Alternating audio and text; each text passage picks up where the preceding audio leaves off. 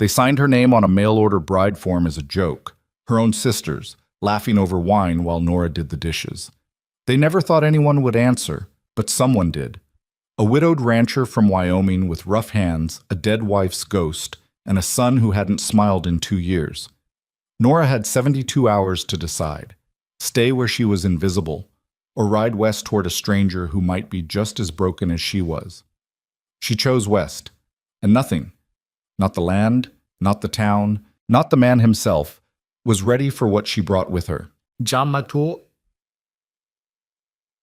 If this story already has you hooked, hit that like button right now and drop your city in the comments. I want to see just how far this story travels.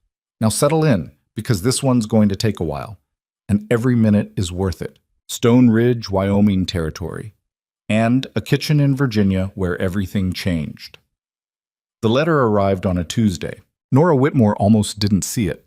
She was elbow-deep in soapy water, working through the breakfast dishes while her two sisters, Celeste and Margot, sat at the kitchen table still in their dressing gowns, picking at toast and talking about a garden party they'd been invited to. A party Nora had not been invited to, a fact neither of them mentioned, and all three of them understood perfectly well. The envelope was tucked between a seed catalog and a bill for Margot's new hat. Plain paper, smudged ink, a Wyoming postmark. Nora's name on the front in handwriting she didn't recognize. Careful, deliberate letters, like a man who didn't write often and knew it. She dried her hands on her apron and picked it up. "What is that?" Celeste asked, not really interested. "A letter." "Obviously." Margot refilled her tea. "From who?" Nora turned it over. No return address. Just her name. Miss Nora Whitmore. "I don't know yet," she said. "I haven't opened it." She almost set it aside. She had floors to sweep and laundry to hang, and a list of household tasks her mother had left before departing for a week-long visit with cousins in Richmond. Tasks that fell, as they always did, entirely to Nora. But something about the weight of the envelope made her pause. She slid her finger under the seal. The handwriting inside was the same, measured, unhurried. "Dear Miss Whitmore, my name is Silas Mercer. I am a rancher in Conifer County, Wyoming Territory.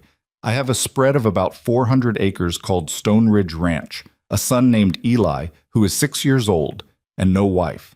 My wife, Clara, passed away 2 winters ago. I received your letter through the matrimonial correspondence service, and I am writing to say I am interested in the arrangement if you are still willing to consider it. I will be direct with you, because I think that's fairer than not being. I am not looking for romance. I am looking for a capable woman who can help run a household and be a steady presence for my boy. The work is hard. The winters are hard. Wyoming is not gentle to anyone, man or woman, and I won't pretend otherwise. But I am an honest man. I don't drink. I don't gamble. I don't raise my hand to anyone. The ranch is solvent and the house is decent. If that is enough for you, write back and we'll make arrangements. Respectfully, Silas Mercer." Nora read it twice. Then she stood very still for a moment, the paper in her hands, the sound of her sister's conversation washing over her like background noise. She had not sent a letter to any matrimonial correspondence service. She knew, before she even turned around, exactly what had happened. Celeste's laugh gave it away, a short, sharp sound she tried to smother behind her teacup, but it escaped anyway. When Nora turned to look at her, both sisters were wearing the particular expression she knew well: guilty, amused, and not quite sorry enough. "You sent it," Nora said. Not a question. "It was just a joke," Margot said quickly. "We didn't think anyone would actually—" "You signed my name." Nora's voice was quiet. That was the thing about Nora's anger. It didn't shout. It went flat and still, like water right before it froze. "You wrote a letter to a matrimonial service and signed my name." "We filled out a form," Celeste corrected, as though the distinction mattered. "It was ages ago. We'd had a little wine, and we thought, well, honestly, Nora, we thought it would be funny. No one answers those things anymore." Someone answered. Silence. Margot reached for her toast. "Well, that's unexpected." "Unexpected." Nora set the letter down on the table carefully, like it was something breakable. "You put my name out as a mail-order bride, as a joke, as something to laugh about, and you're calling it unexpected." "It was just for fun," Celeste said. and her voice had shifted slightly now, taken on that particular texture it got when she was defending herself, harder at the edges, vaguely exasperated, as though Nora were the one being unreasonable. "You don't have to respond. Just ignore it." "Just ignore it," Nora repeated. "Yes. What else would you do?" Celeste set her cup down. "You're not actually going to write back to some cowboy in Wyoming, are you?" The word cowboy came out the way Celeste said most things, with a slight curl, a faint coating of disdain that made everything she talked about sound a little lesser, a little beneath her, like the way she said sturdy when she meant fat, or practical when she meant plain, or bless her heart when she meant something she didn't have the courage to say plainly. Nora picked up the letter and folded it back along its crease. "I'm going to sweep the floors," she said. She did sweep the floors. She also hung the laundry, cleaned the upstairs bathroom, and started the dough for dinner rolls, all while the letter sat in her apron pocket, getting soft at the edges from her body heat. That evening, when the house was quiet and her sisters were asleep, she read it a third time by candlelight at the kitchen table. Wyoming is not gentle to anyone, man or woman, and I won't pretend otherwise. She liked that. She liked it more than she expected to. Nora Whitmore was 28 years old, and she had been invisible for most of them. Not dramatically invisible, not in any way she could point to and call a single wound. It was slower than that, quieter, the kind of erasure that happens so gradually you almost don't notice until one day you look up and realize the world has arranged itself entirely without you in mind. She was the third of 3 daughters. Celeste was the beautiful one. Everyone said so, had always said so, and Celeste had built her entire personality around the fact, like a house around its foundation. Margot was the clever one, quick with words, socially easy, the kind of woman who walked into rooms and immediately understood their dynamics. Nora managed things. She kept the household running after their father died, and their mother became the sort of woman who needed managing herself. She cooked and cleaned and organized and quietly held everything together while her sisters lived their lives. She was also, as anyone who looked at her could plainly see, fat. Not chubby, not a little round. Fat, solidly, unmistakably, the kind of fat that people noticed and then decided told them everything they needed to know about her. She'd learned early that the world sorted women like her into a particular category, useful, perhaps, but not desirable. Capable, certainly, but not worth choosing.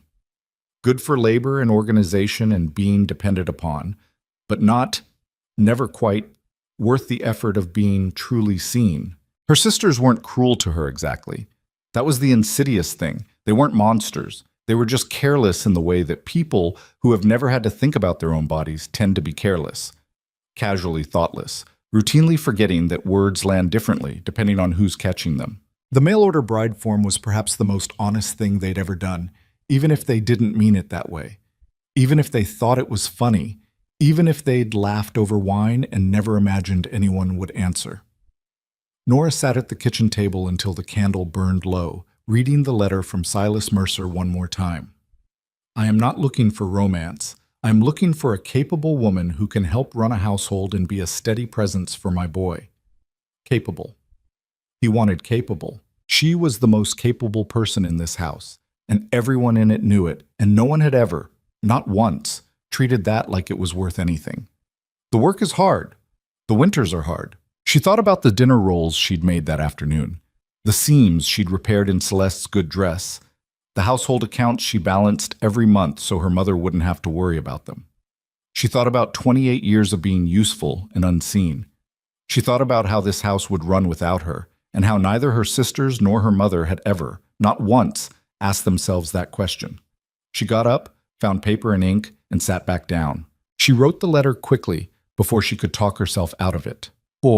Her mother came back from Richmond on a Thursday. Nora told her over supper. "Wyoming," her mother said, setting her fork down. "Wyoming territory? Yes. With a stranger. With a widowed rancher who needs a capable woman. He has a son. He's been honest about what the situation is and what it isn't." Her mother looked at her for a long moment. Eleanor Whitmore was not an unkind woman, but she was a practical one, and the look she gave Nora now was the particular look of a practical woman doing calculations. "You know this isn't..." Nora, this isn't exactly a normal way to. Celeste and Margot sent the form in as a joke, Nora said. I know that. He doesn't know that, and I'd like to keep it that way. Another silence. Her mother picked her fork back up. Are you sure about this? No, Nora said honestly, but I'm sure about staying here.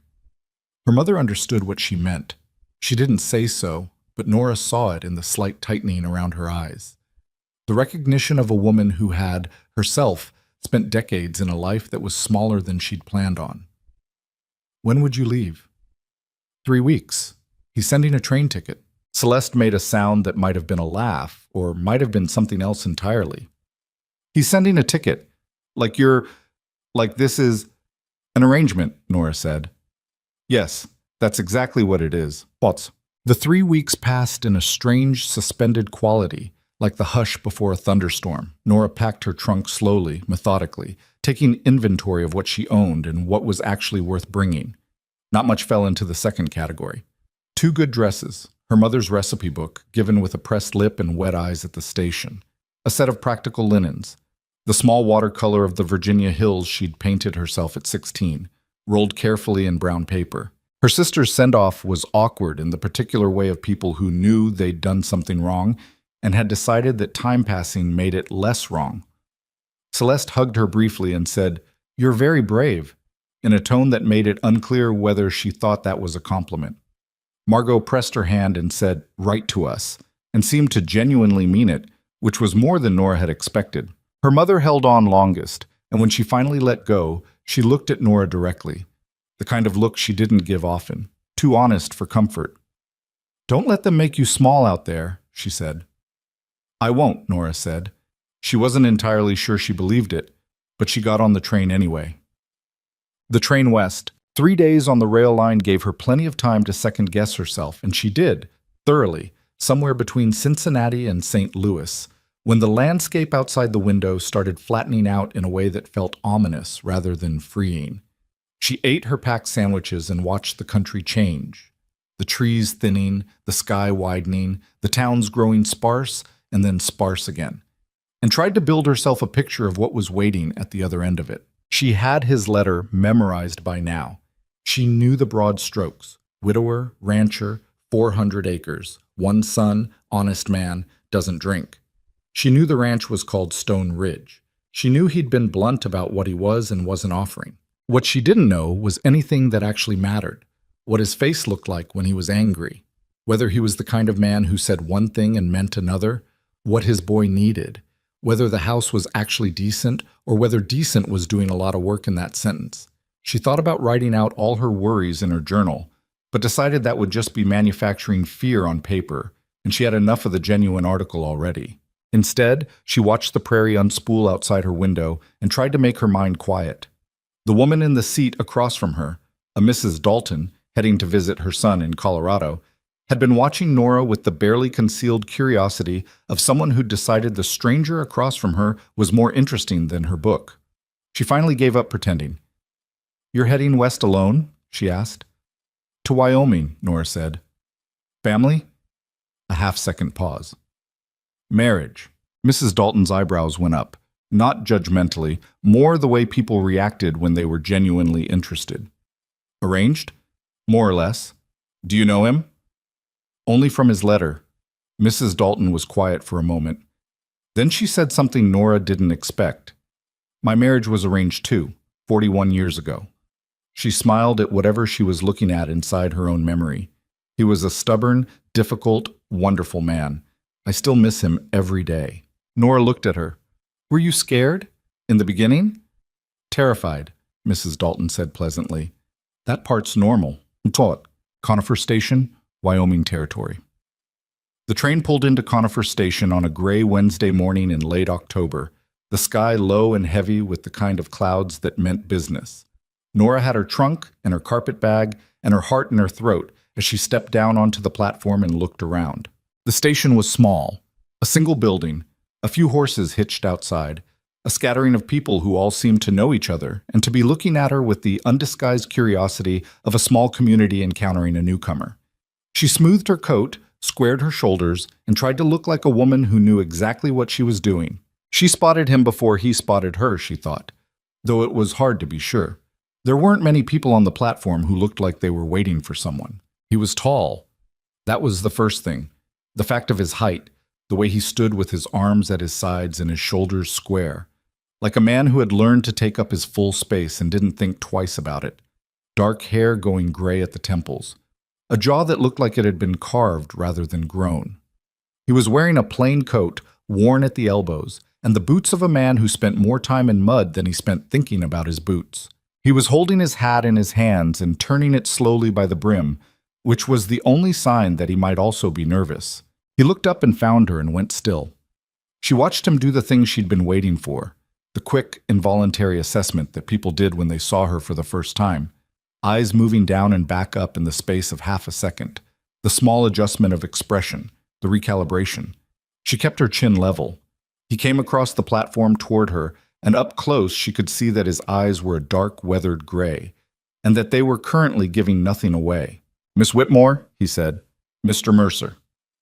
They stood there for a moment, two strangers on a train platform in Wyoming, measuring each other with the careful honesty of people who didn't have the luxury of pretending. "I have a wagon," he said finally. "It's about 2 hours to the ranch." "All right. I can get your trunk." "I've got the bag," she said. "The trunk I can use help with." He nodded and went to get it. She followed and tried not to notice the people on the platform watching them go. 2 hours in a wagon with a man you don't know is either a very long time or a very short one, depending on what happens. For the first 20 minutes, nothing happened. Silas Mercer drove with the focused quiet of a man comfortable in silence, which Nora actually respected, because she knew the difference between comfortable silence and hostile silence, and this one felt more like the former. She watched the landscape instead. Wyoming was not what she'd pictured, or rather, it was more than she'd pictured. Bigger in every direction, the sky an impossible scale, the mountains in the distance white-capped and startling. The road, such as it was, more a track than a road, wound through scrub grass and stands of pine, and the cold was different from Virginia cold, drier and sharper, with teeth. "It's beautiful," she said, before she decided to say it. He glanced over at her briefly. "Parts of it. The mountains. They look better in summer." A pause. "Less dangerous." "Are they dangerous now?" "Snow comes fast, sometimes faster than you expect." He was quiet for a moment. "You should have boots better than those before the first storm." She looked down at her feet. Her boots were perfectly good Virginia boots, leather, heeled, appropriate for travel. They were entirely wrong for this. "All right," she said. "I'll get boots." He seemed mildly surprised that she hadn't argued, though he didn't say so. "There's a general store in town," he said. "Mrs. Hanley knows what holds up. Don't let anyone sell you the fancy ones." "I wasn't planning on fancy ones." Another brief, measuring look. Then something shifted slightly in his face. Not quite a softening, but a slight easing, like a man who'd been braced for a fight that didn't come. They drove in silence for a while longer. Then he said, without looking at her, "Eli knows you're coming. I told him a week ago." "How did he take it?" A pause. "Quiet." Another pause. "He's been quiet since his mother passed. That's just how he is now." Nora thought about that. How old was he when she died? 4. So the boy barely remembered her. Maybe didn't remember her at all, or remembered her only in the way you remember dreams. Shapes and feelings without specifics. "What is he like?" Silas seemed to consider the question like it was more complex than it appeared. "Horses. He likes the horses. And carving. I gave him a small knife last spring, showed him the basics. He's been carving bits of pine since." A pause. "He doesn't like loud noises, doesn't like when people make a fuss. He sounds like he has sense," Nora said. This time the look he gave her lasted a half-second longer. "He does," Silas said. "Smart kid. Just quiet." "Quiet's fine," Nora said. "I can do quiet." Stone Ridge Ranch. The ranch appeared out of a curve in the road. First the fence line, weathered but solid. Then the outbuildings. A large barn, a smaller shed, a chicken coop, what looked like a smokehouse. Then the house itself, set back from the road with a low porch running across the front. It was not grand. It was not charming. It was a solidly built, practical structure that looked like it had been constructed by someone who cared more about durability than aesthetics. The porch needed 2 new boards. The paint on the shutters was peeling in the corner nearest the chimney. There was a pile of split wood stacked against the south wall that told her someone worked hard and regularly, and there was a weather vane shaped like a rooster on the barn roof that told her someone, somewhere in the history of this place, had had a sense of humor. She liked it. She hadn't expected to. She'd thought she might feel despair or resignation or the particular hollow feeling of having made a choice that couldn't be unmade. Instead, she felt something closer to interest, the sense of a place that had problems she could solve, work she could do, edges she could learn. Standing by the wagon, she got her first look at Eli Mercer. He was small for 6, she thought, or maybe he just looked small because he was standing very still in the doorway of the house, watching her with enormous dark eyes that were a clear copy of his father's. He was wearing a coat that was slightly too big for him and holding, she squinted, a small carved horse. She didn't wave, didn't call out, didn't make a fuss. She just met his gaze across the yard and gave him a small nod, the kind you'd give an adult, then turned back to help with the trunk. She heard small footsteps on the porch steps. When she looked up again, Eli had come 6 feet closer and stopped. Progress enough. The ranch hands were 4 in number. An older man named Hatch, who appeared to be held together largely by stubbornness and coffee, a pair of brothers called Wade and Dell, who were both in their 20s and both possessed of the kind of casual ease that came from growing up doing hard physical work and not thinking too hard about anything else, and a 4th man who seemed to go only by the name Coop and who was the first one to make his opinion clear. Coop was maybe 35, lean, with the permanently squinting eyes of a man who spent his days outdoors. He was coming out of the barn when the wagon pulled up, and he looked at Nora with the uncomplicated directness of someone who didn't see any reason to be subtle. "Huh," he said. Not to her, to Hatch, who'd appeared beside him. Just, "Huh." The syllable carried a full paragraph. Hatch said nothing, which Nora would come to understand was his primary mode of communication. She climbed down from the wagon, steadied herself on the unfamiliar ground, and walked toward the barn with the air of a woman who had somewhere to be. "I'll want to know the layout of the property," she said to Silas, "when you have a moment." Coop's eyebrows went up slightly.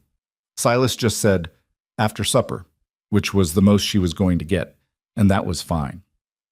First night, Silas showed her to a room at the back of the house. Clean, spare, a narrow bed, a washstand, a window that looked toward the eastern fence line. He set her trunk down just inside the door.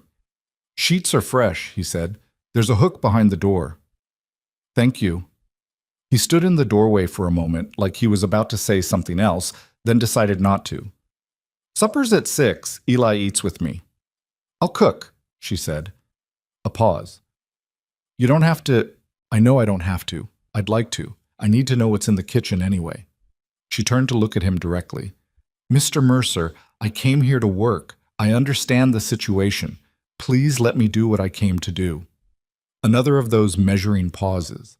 Then he nodded and left her to it. The kitchen was well stocked and logically organized, which told her something about the man who'd organized it. She found flour, salt pork, dried beans, a ham bone, onions, and a half-full crock of lard. She found good cast iron. She found a pie tin and a sack of dried apples and made a decision. An hour and a half later, she put bean soup, cornbread, and an apple pie on the table. Eli sat down across from her and stared at the pie like she'd performed a magic trick. "Is that—" he started, then stopped. "Apple pie," she said. "Your father said you might like something sweet." He looked at his father. Silas's expression was unreadable, but his eyes had shifted slightly, something working behind them that she couldn't quite name. "I didn't say that," he said. "No," she agreed. "I guessed." Eli looked at the pie for another long moment. Then he looked at her, a serious, grave look from a child who took things seriously. "I like apple pie," he said. "Good," Nora said. "Then it's a good guess." Silas ate his soup without commenting, but he had 2 pieces of pie, and he ate them slowly like he was paying attention to something. The first week. She did not sleep well the first night. The house had different sounds than she was used to. The wind off the mountains was not the wind off the Virginia hills, and she was far from everything familiar, and the dark out here was a different quality of dark, heavier, more thorough. She lay on her back and listened to it and took stock of herself. She had made her choice. She was here. The only way out was through. She got up at 5 the next morning and had coffee ready before Silas came in from checking on the horses. He stopped when he came in the back door and saw her at the stove. "You're up early," he said. "So are you." He got his coffee and went back out, and she made breakfast. And when the ranch hands came in from the bunkhouse, she fed them too because there was enough, and it seemed like the sensible thing to do. Hatch didn't say a word, which she was starting to understand meant he approved. Wade and Dell expressed their gratitude enthusiastically and in duplicate, which was charming in a loud kind of way. Coop ate everything she put in front of him and offered, "Not bad." From Coop, she would later learn, this was essentially a standing ovation. She spent that week learning the house and the rhythm of the ranch. She asked questions about the livestock, about the winter preparations, about what had been done and what still needed doing. Silas answered them in his sparse, factual way, and she listened carefully because he didn't repeat himself and she didn't want to ask twice. She fixed the 2 loose boards on the porch herself on Wednesday while Silas was in the far pasture. She found the tools in the outbuilding, found the lumber, and had it done before he came back. He saw it when he came in for supper, stopped, looked at it, and looked at her. "Hatch offered to do that," he said. "Hatch's knee is bothering him," she said. "I could see it when he walked this morning. The boards are done and his knee is resting. That seems better." Silas looked at her for a long moment. Not the measuring look he'd started with. Something slightly different, something less like calculation. Then he went inside. Small victories. She'd take them. Potsdam, town. On Friday, Silas took her into Conifer to get proper boots and to introduce her, as he put it, to people who need introducing to. She understood what this meant. She was a new wife. Or close enough to it, the ceremony was scheduled for 2 weeks out. And in a small town that meant she would be looked at and assessed and categorized by the community before she'd had a chance to establish anything else. She had been looked at and assessed and categorized before. She knew how to handle it.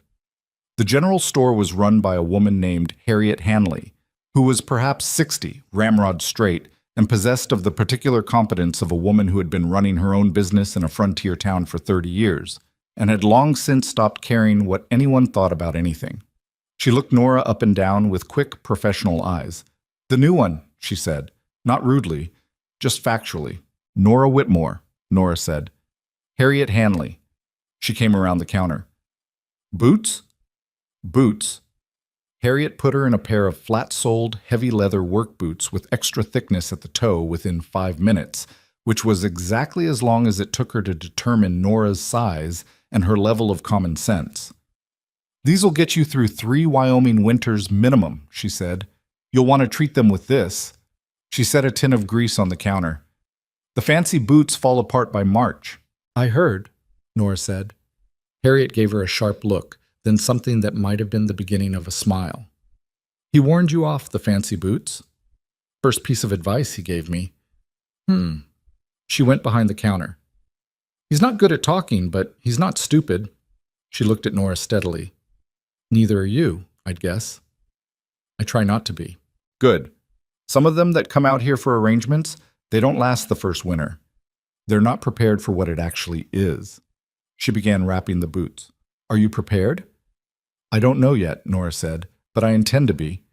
Harriet Hanley put the boots on the counter. "On the house." "I can pay, I know you can. I'm choosing not to charge you." She fixed her with a look that left no room for argument. "Call it a welcome to Conifer. We don't get many women here who tell the truth when they don't have to." The rest of town was less uncomplicated. There was a woman named Beverly Croft who caught them outside the dry goods and spent 4 minutes talking at Silas while looking at Nora in the particular way of a woman who has decided she doesn't approve of something and wants everyone to know it. She had a smile that didn't reach her eyes and a voice pitched slightly too high for natural conversation, and when she finally acknowledged Nora's existence, she said, "And you've come all the way from Virginia. How adventurous." with a little pause before adventurous that carried a world of subtext. Wyoming seems like it suits adventurous people, Nora said pleasantly. Beverly's smile flickered. We should get the rest of the supplies, Silas said, and put his hand briefly on Nora's elbow to move her along. Not proprietary, just practical. And Beverly Croft's eyes went to that hand and her smile went a little tighter. Later, after they'd loaded the wagon and Silas had gone to speak with a man about fence posts, a pair of women who clearly already knew each other stopped near Nora and had a conversation pitched at a volume designed to be overheard. That's the mail order? The first one said. Must be. A pause. She's large. She is. Another pause. Can't imagine what he was thinking. Well, he needed someone. Any port in a storm, I suppose. Nora kept her eyes on the street ahead. She had heard variations of this her entire life, and she had learned, painstakingly, over years, the difference between conversations worth answering and conversations designed to see if they could get a reaction. These women wanted a reaction. They wanted to see her flinch. She didn't flinch. She lifted her chin slightly, adjusted her grip on her bag, and watched a hawk circle in the enormous Wyoming sky overhead, riding a thermal with the effortless patience of something that didn't care at all what was happening 30 feet below it. Any port in a storm. She thought about Silas Mercer, who had been honest when he could have been kind and chosen instead to be clear. She thought about Eli and his carved horse. She thought about the porch boards and Harriet Hanley's boots and the apple pie. She thought, I am not a port. I am not an emergency measure. I am a woman who made a choice, and I made it with my eyes open. Then she thought, and I'm going to make this work if it kills me. She set her jaw and walked back to the wagon. Stop. The weight of what was unfinished. By the end of the second week, she had a rhythm. Up before sunrise, coffee, breakfast. The house organized to a logic she was still refining. Eli, who had thawed by degrees, not dramatically, not in any single moment, but slowly, incrementally, the way river ice thaws in early spring. He'd started sitting near her when she was in the kitchen. Then he'd started asking small questions. Then, one afternoon, he'd brought his carving and sat at the kitchen table while she worked, saying nothing, just present, which she understood was the highest form of trust a quiet child could offer. She did not push. She let him come at his own pace and took what he offered. Silas was harder. He was not unkind, but he was contained in a way that felt practiced, like someone who had decided some time ago that it was safer to stay behind a wall and had gotten very good at living there. He was fair with her, consistent, respectful of her work. He occasionally said something that surprised her, a dry observation, an unexpected piece of information offered as though it might be useful to her. And she was starting to understand that this was his version of openness, that a man like Silas didn't show you things directly. He just put them in your path and let you find them. She found them. What she couldn't find was the grief. She knew it was there. She could feel the shape of it in the rooms of that house.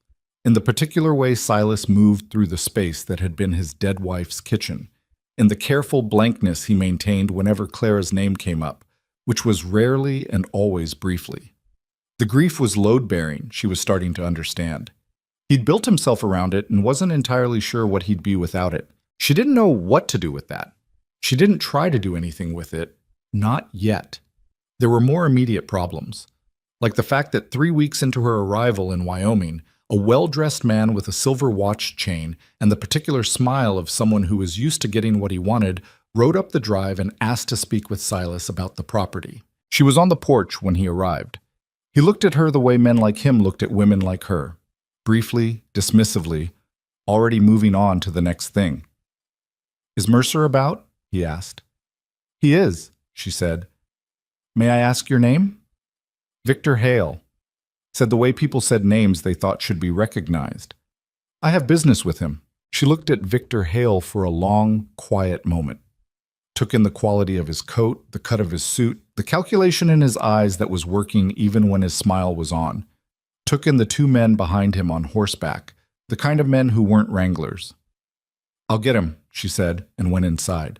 She didn't know yet what Victor Hale wanted, but she recognized the shape of a man who took things that weren't his, and she filed it away in the careful inventory she was building, of this land, of these people, of the threats that moved through Wyoming like weather, constant and indifferent. She'd deal with what she could, when she could. That was what she'd always done. That was, it turned out, what she was built for. Thus, the cold deepened that night.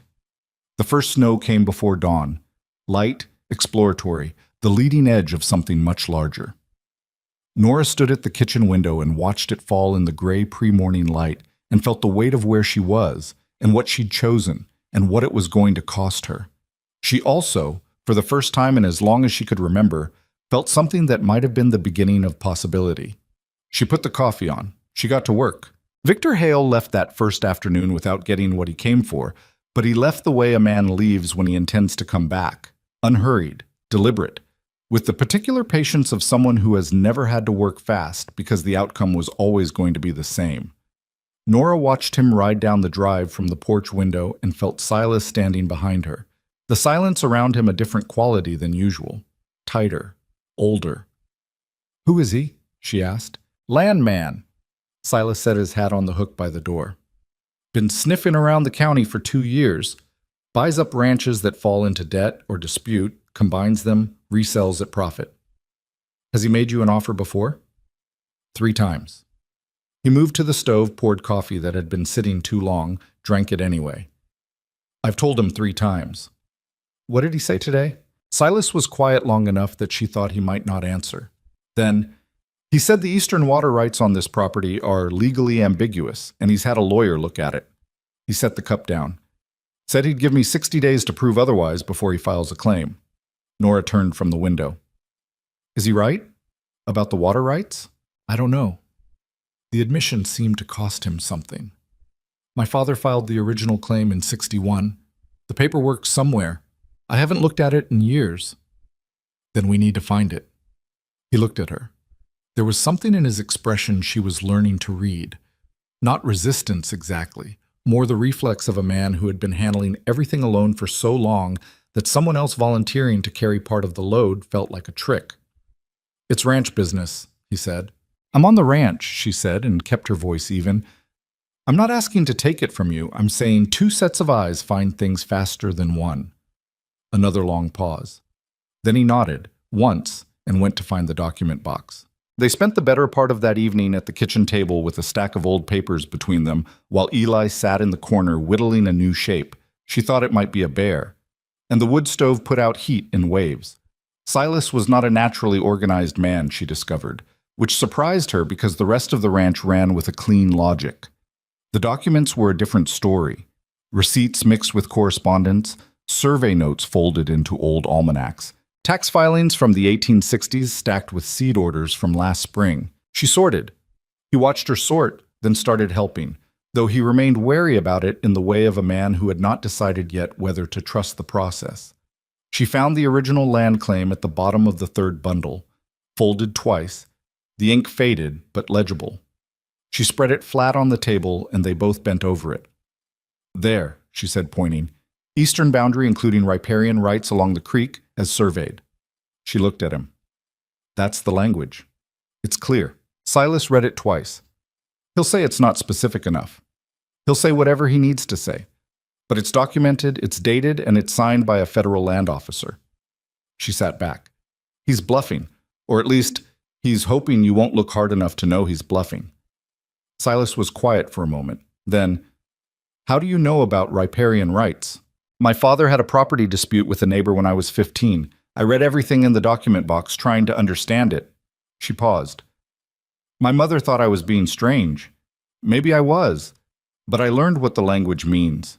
He looked at her for a long moment across the table, not the guarded look, not the measuring one, something plainer than either of those. "You should have been a lawyer," he said, and it wasn't a compliment exactly, more like an observation made out loud that he hadn't quite meant to share. "Women don't get to be lawyers," she said. "No," he said, "they don't." He folded the document carefully and set it aside. "I'll take this to the county office Monday. Get it registered properly." "Good." Eli looked up from his carving. "Is that man going to take the ranch?" Silas started to say something as she could see the automatic parental reassurance forming. But she spoke first, quietly. "Not if we can help it, Eli." The boy looked at her for a moment, then back at his carving. "Okay," he said, in the way of a child who has decided to believe something because the alternative is too much to sit with. Silas said nothing. But later, when she was washing the cups and he was banking the stove for the night, he said to the room rather than to her directly, "Thank you for tonight." She kept washing. "It's the sensible thing." "Maybe," he said. "Doesn't mean it wasn't help." She let it sit at that. The real trouble with Conifer didn't announce itself. It accumulated, the way weather does, a degree at a time, a cloud at a time, until you look up and realize the storm has been building since morning and you missed all the signals. She heard the phrase for the first time at the general store, a full month into her stay. She'd come in for salt and lamp oil and been standing at the counter waiting for Harriet to come from the back when two women came in through the front door, talking. They saw Nora and didn't stop talking, which told her exactly how much they thought of her opinion of them. "She's been out there a month now," the first one said, moving to the fabric bolts along the wall. "Silas's mail-order fat bride." The second woman laughed, not bothering to lower her voice. "You'd think he could have done better. Out of options, maybe. Or desperate." "Well," the first woman's voice dropped slightly, more theatrical than actually quieter. "They say she does all the cooking and fix the porch herself, like a ranch hand. With those arms, I believe it." Nora stood at the counter and looked at the wall in front of her and breathed through her nose. She had been breathed through situations like this before. She knew what it cost and she knew what it was worth, and she knew that reacting, turning around, saying something, letting them see it land, was the exact thing they were hoping for. Harriet came in from the back room, saw Nora's face, and read the room in about half a second. She put the salt and oil on the counter without being asked, named a price crisply, and when the two women came forward with their fabric request, she said, "I'll be with you in a moment," in a tone that contained a full dismissal. When they'd finished outside loading the small wagon, Harriet said, "Don't let them make you small." "I know," Nora said. "I mean it. This town," Harriet paused, fitting the words. "This town has a way of deciding what a person is before they've had a chance to show them. Takes work to change it. I'm not afraid of work." "I know you're not." Harriet looked at her steadily. "That's why I'm not worried about you." It was the kindest thing anyone in Wyoming had said to her that didn't involve the practical logistics of ranching. She held it on the drive home, turned it over, used it like a smooth stone you carry in your pocket. Not because it fixes anything, but because the weight of it is steadying. The trouble with Coop was different. It was not malicious exactly. Coop wasn't a malicious man, just a skeptical one. And he'd been skeptical in the same directions his entire life, which gave his skepticism a worn groove. It traveled automatically without much decision involved. He doubted her because she was new, because she was from the East, because she was a woman trying to operate in a working ranching environment, and because, she suspected, though he never said so plainly, he had cared about the ranch before she arrived and was not entirely sure what her presence meant for how things ran. He was not mean to her. He was careful. He did exactly what Silas asked him to do, and not 1 inch more where she was involved. If she made a suggestion, he waited for Silas to agree before he moved on it. If she saw a problem, a fence post leaning, a sick chicken, a water trough going dry, and mentioned it, he'd find a reason to check it himself before addressing it, as though he needed to verify the problem was real before her report of it counted. She noticed. She didn't make it a conflict. She was patient because she understood the underlying logic. She hadn't earned it yet. Trust on a working ranch wasn't given for being present. It was given for being useful over time, consistently, in ways that mattered. She could argue the principle, or she could demonstrate the alternative. She chose demonstration. The moment it started to shift was unremarkable, which was appropriate because that's how most real shifts happen. Not in a scene, but in an accumulation of small moments you only recognize as a pattern later. It was Wade's horse. The younger of the two brothers had a bay gelding that had been off its feed for 4 days, moving strangely on the right foreleg, and Wade was worried in the vocal, slightly catastrophizing way of someone who cared a lot and didn't know what to do. The ranch didn't have the money to bring the vet out from the county seat for what might turn out to be nothing, and Silas was down at the south fence dealing with a break that couldn't wait. Nora had spent time in the barn. She liked the horses. They were uncomplicated in their needs and honest in their reactions, 2 qualities she respected. And she'd been watching the gelding for 2 days already. She went in, picked up the right foreleg, and found the stone wedged in the soft tissue of the frog, deep enough that it had been there a while and had started causing inflammation. She got the stone out with the hoof pick, cleaned the area with what was on hand, told Wade to keep it dry, and watched the leg for fever. Coop had been watching from the stall door. She set the hoof down and didn't look at him.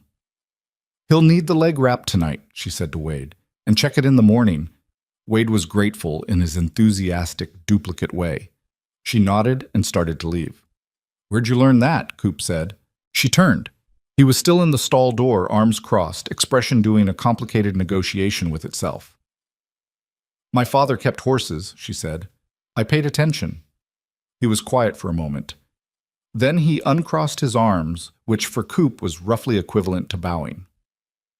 "All right," he said. She went back to the house. Behind her, she heard Wade saying something enthusiastically to his brother Dell, and Coop saying nothing, which was still progress. What she had not expected, what she had not calculated for in all her careful, practical planning, was Eli. She had expected the boy to be difficult, or distant, or both. She had prepared herself for a child shaped by loss who wasn't ready to accept anything new. And she had told herself she could handle that. She could be patient, she could be consistent, she could give him the time he needed and not take it personally. She'd planned for a long, careful campaign of earned trust. What she had not planned for was a child who crept into her heart sideways, the way cold water seeps under a door. So gradually you don't notice it's happening until you're standing in it. It started with the carving. One afternoon he came to the kitchen with a small carved figure in his hand and set it on the table in front of her without saying anything. She looked at it. A woman, roughly shaped, broader through the middle than his horses, with hair that might have been pinned up. She picked it up carefully. "Is this?" "It's you," he said, and went slightly pink, the way kids go pink when they've done something vulnerable and aren't sure yet if it was a mistake. She looked at the small carved figure for a moment. It was rough, lopsided slightly, the proportions working more from feeling than accuracy. It was also the most honest portrait she'd ever been given, because he'd carved what he actually saw, without the editorial adjustments people made when they thought someone might not want the truth of their own shape. "It looks like me," she said. He relaxed by a fraction. "I'm not good at hair yet," he said. "The hair is wrong. The rest is right," she said. "Can I keep it?" He considered this with the gravity of a 6-year-old making a significant decision. "Yes," he said finally, "you can keep it." She put it on the windowsill above the kitchen sink where she could see it while she worked. Silas saw it there 2 days later and went still for a moment, something moving through his face that he controlled before it finished moving. He didn't say anything. She didn't explain it. Some things didn't need naming.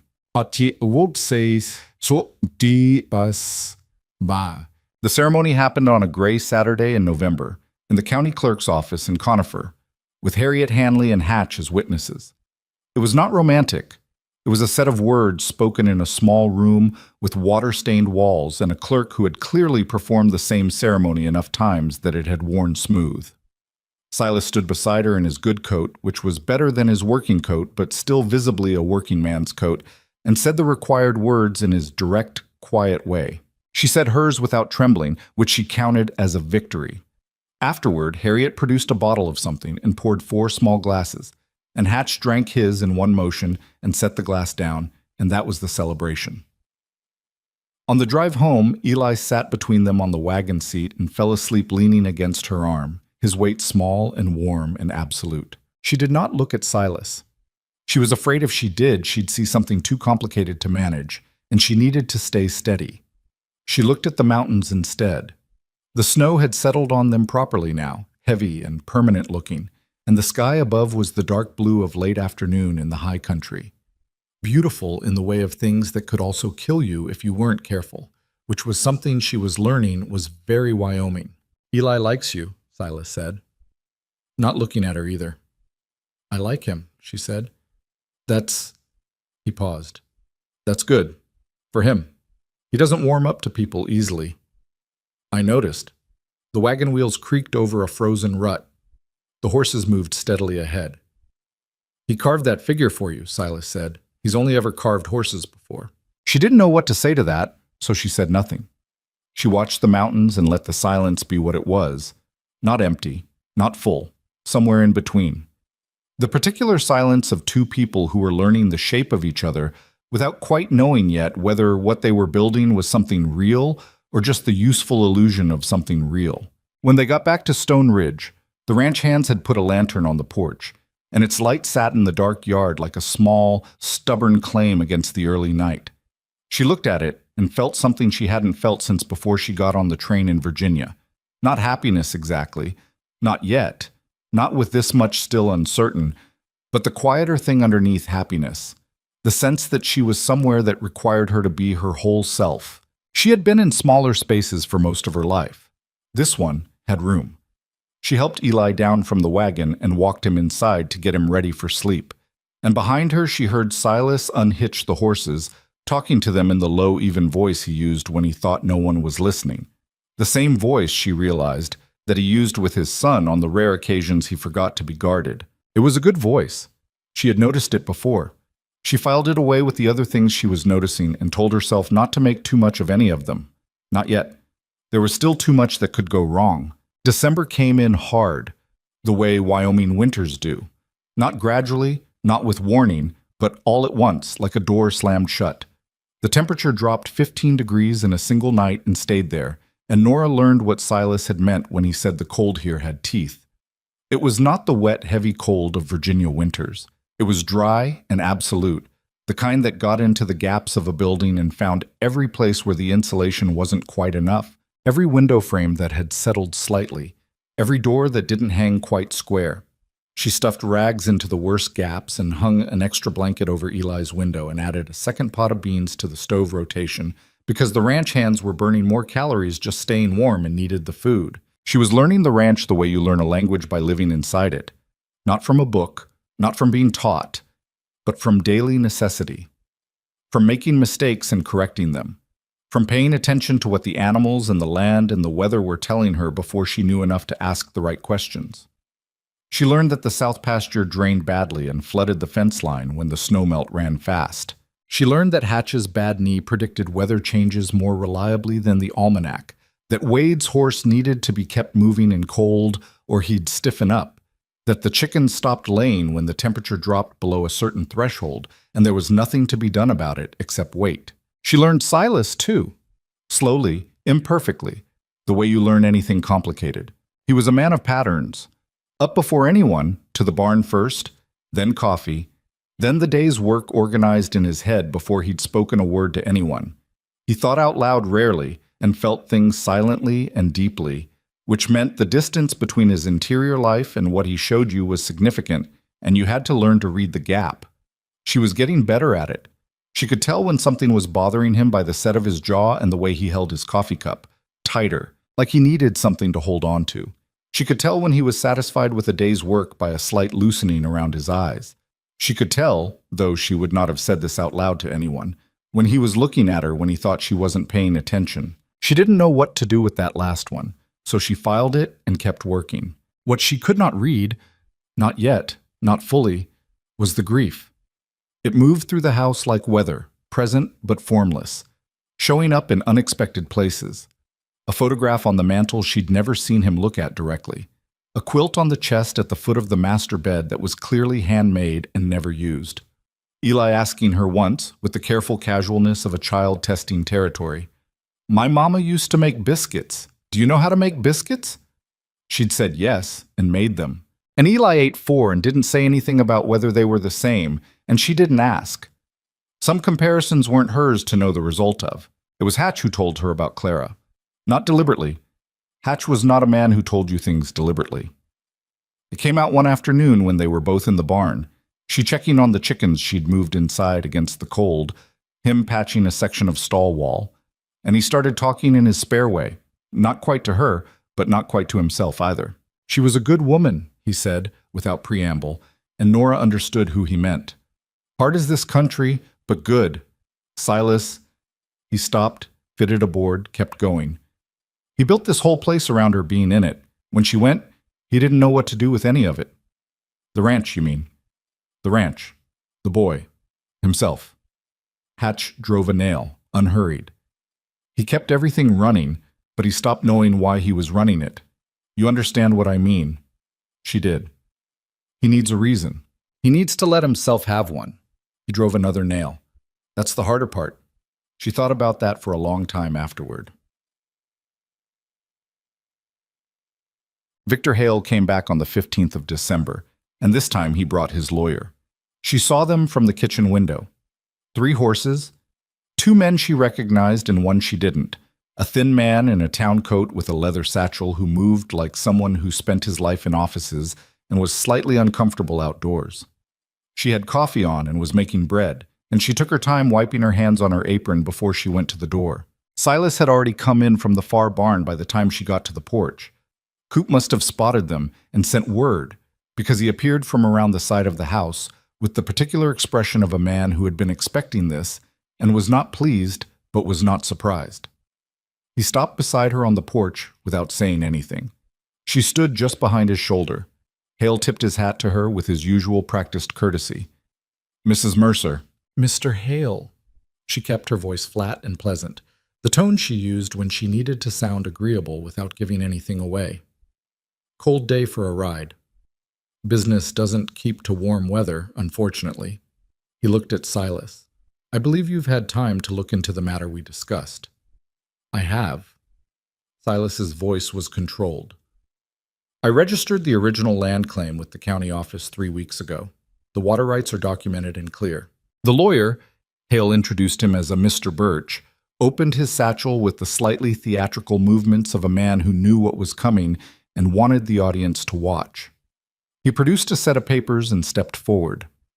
"Mr. Mercer, what you've registered is the original filing, which is not in dispute. What is in dispute is the secondary survey conducted in 1874 that redrew the eastern boundary of this parcel by approximately 40 feet, which places the creek, and therefore the water rights, outside your property line as currently surveyed." Silas went still. The controlled kind of still that was different from his ordinary quiet. This was the stillness of someone absorbing a blow. There was no secondary survey. "I have the documentation." Birch held out the papers. Nora said from behind Silas's shoulder, "May I see that?" Birch looked at her with the mild surprise of a man who had not expected that request from that direction. Hale's expression shifted fractionally, something tightening in it. But the lawyer, after a half-second's hesitation, held the papers toward her. She took them, read them again, more slowly, feeling the shape of the language, the way certain phrases sat in it. "This survey is dated June of 1874, she said. "That's correct," Birch said. "Your office prepared this document?" "On behalf of my client, yes." "Then your client's office prepared a document dated June of 1874 that references a survey instrument model that wasn't manufactured until 1879. She looked up.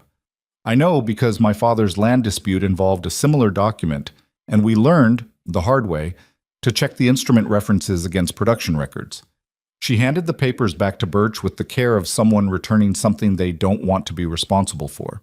"You might want to advise your client about the legal consequences of submitting a falsified survey to a county land office." The silence that followed had texture to it.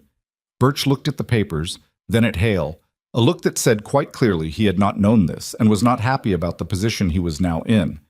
Hale's face had gone very still, the practiced pleasantness locked in place like a mask that was working harder than usual. "That's a serious accusation," Hale said, his voice level. "It's an observation," Nora said, "about the instrument reference. The accusation would be up to the county land office." Silas looked at her. She kept her eyes on Hale.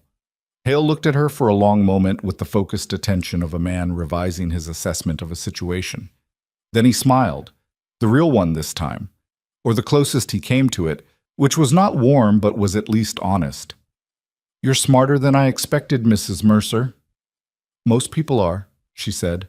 He gathered himself, unhurried, the way a man does when he is retreating, but wants to make clear that retreating is his choice. "We'll be in touch," he said, and turned his horse. She watched them ride down the drive until they were small in the distance, and her hands, which she'd kept very still through the entire conversation, were shaking slightly. She put them in her apron pockets. Coop said, from somewhere to her left, "Well?" She didn't respond. Silas turned to look at her, and the expression on his face was one she hadn't seen from him before. Open in a way he usually kept closed, complicated with something she couldn't fully name. "How did you know?" he said. "About the instrument." "I told you. My father's dispute." "You remembered the year a specific survey instrument was manufactured." "I remember useful things." She moved toward the door. "But we should eat. It's almost noon." She went inside before he could say anything else, because she needed a moment where no one was looking at her. She stood at the kitchen counter and breathed until her hands steadied. Outside, she could hear Coop saying something to Silas in a low voice, and Silas not responding, and then footsteps on the porch. He came in and poured coffee and stood at the kitchen table. "He'll try again," he said. "Yes. He's not a man who quits." "No. But he's also a man who prefers the path of least resistance. We made this one difficult." She started cutting bread. "If we make the next one difficult too, eventually it becomes easier for him to find another target." Silas was quiet. "You keep saying we." She stopped cutting and looked at him. "Is that a problem?" He looked back at her. The kitchen was warm, the stove working hard, and outside the December cold pressed against the windows with its steady, indifferent weight. He had the coffee cup in his hand, turning it slightly, the same thing he'd been doing the day she arrived on the platform in Conifer. The tell she hadn't known then was a tell. "No," he said. "It's not a problem." She went back to cutting bread. She found out about the money from Hatch, again, which told her something about how information moved on Stone Ridge Ranch, not through direct conversation, but through the ranch's long memory, the accumulated knowledge of an old man who had been there since the beginning. The cattle yield from autumn had been low, a bad grazing season, a sickness that had moved through the herd in September and taken 11 head before Silas and the hands got it under control. 11 head was a significant loss on a ranch this size. Combined with an equipment repair in the spring and the cost of the extra feed the cold winter was demanding, the ranch was operating on margins that made Nora's chest tight when she thought about them clearly. She thought about them at 3 a.m, which was when the thoughts she'd managed to hold off during the day got through her defenses. She lay in her room and stared at the ceiling and did arithmetic in her head. She knew what the household cost to run weekly. She knew roughly what the hands earned. She knew what feed was running at current prices from Harriet's store. She was good at arithmetic. She'd been doing the Whitmore household account since she was 19. And the numbers she was doing now did not have a comfortable conclusion. If they had another difficult quarter, or if Hale found a legal angle that stuck and forced them into a court fight, or if the spring cattle yield didn't substantially recover, they would be exactly the kind of ranch that Victor Hale could pick up for half its value from a family that had run out of options. She got up at 4 instead of 5, found paper, and started writing down what she knew in organized columns, the way her father had taught her. Income, fixed expenses, variable costs, the gap between them. She was still sitting there when Silas came in for his pre-dawn coffee and stopped at the sight of her and the papers. "Couldn't sleep," she said, before he asked. He looked at the papers. Something moved across his face. A complicated thing, pride tangled with defensiveness, which she was coming to understand was how he reacted to anything that touched the ranch's financial vulnerability. He set his coffee down and looked at the columns she'd made. "Where'd you get those numbers?" he asked. "The account ledger in the study. You left it out after the Hale visit." She looked up at him. "I should have asked. I'm sorry. But I needed to understand what we're working with." The defensiveness won for a moment. "That's—" He stopped, looked at the ledger, at her columns, at the numbers she'd written clearly in a way that made them inescapable. His jaw tightened. "It's not as bad as it looks." "I know. I accounted for the spring optimistically in column 3. She turned the paper so he could see it better. "If the yield recovers by 30%, which is reasonable given the herd's health now, and if we cut the discretionary supply costs here and here, there's room to build a buffer before fall." She paused. "But we'd need to do both." He pulled out the chair across from her and sat down. He had not planned to. She could see that, the way it happened as though the decision made itself. He looked at the papers properly for the first time, the way a man looks at something when he's decided to see it rather than manage his reaction to it. "The Hendersons have been wanting to buy our excess hay," he said after a while. "I didn't know that. Told them no last fall because I thought we'd need it. But the way the winter's running, he turned the paper slightly toward himself. Hay prices are high. If this cold keeps up, they'll be higher. So we sell the excess now, at current prices, instead of holding. Before we know if we need it. If we need it, we can buy from the county supply. It'll cost more, but not as much as what we'd get for the hay now. She watched him think it through. This was one of the things she was learning about him. He was careful, methodical, not impulsive, and he needed to travel the logic himself rather than be pulled through it. She could give him the path, but she had to let him walk it. That makes sense, he said finally. He didn't say it like a man admitting something. He said it like a man who'd reached a conclusion. I'll talk to Henderson this week. She started to fold the papers up. He put his hand on them, briefly, stopping her. Keep working on this, he said, if you want to. She looked at his hand on the papers, then at him. I want to, she said. He took his hand back and picked up his coffee. The fire started on a Thursday night in January. She smelled it before she heard anything. A thread of smoke working under the back door.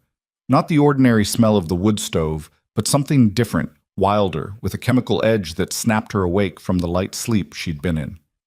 She was on her feet and in the hallway before her mind had fully assembled what her body already knew. Orange light in the yard, visible from the window at the end of the hall, coming from the barn. She hit Silas's door with the flat of her hand. Barn's on fire, she said, and didn't wait for an answer, heading for Eli's room next. The boy was already awake, sitting up in bed, eyes wide and dark. Come with me, she said.